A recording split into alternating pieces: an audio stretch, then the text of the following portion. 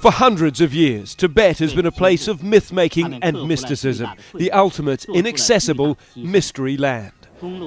Tibet, the roof of the world.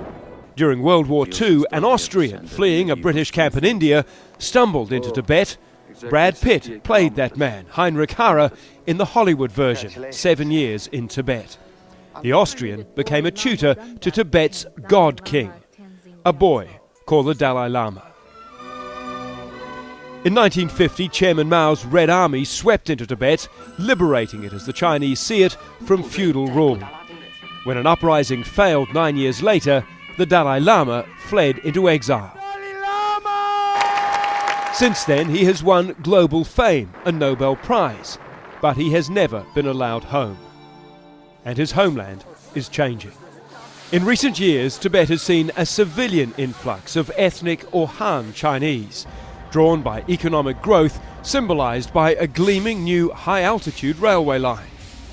But analysts say ethnic Tibetans have been left simply feeling more swamped, and according to the US State Department, suffering increasing religious repression.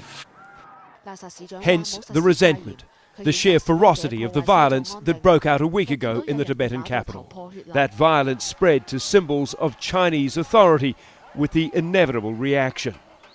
It might have focused attention on Tibetan grievances, but at what cost? It's done untold damage in China for the Tibetan cause.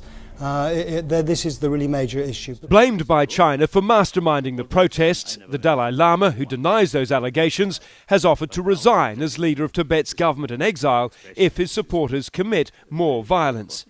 He wants to speak with the Chinese leadership, but talks, supported by the United States and others, appear unlikely for now. China claims to have evidence, as yet unrevealed, that the Dalai Lama did incite violence. The Chinese anger appears to be extreme. A senior official said this week that the Dalai Lama was a wolf in monk's clothing. A devil, he said, with the face of a human, but the heart of a beast. More myth-making, in a place where the problems are concrete, deep and real. Hugh Riminton, CNN, Beijing.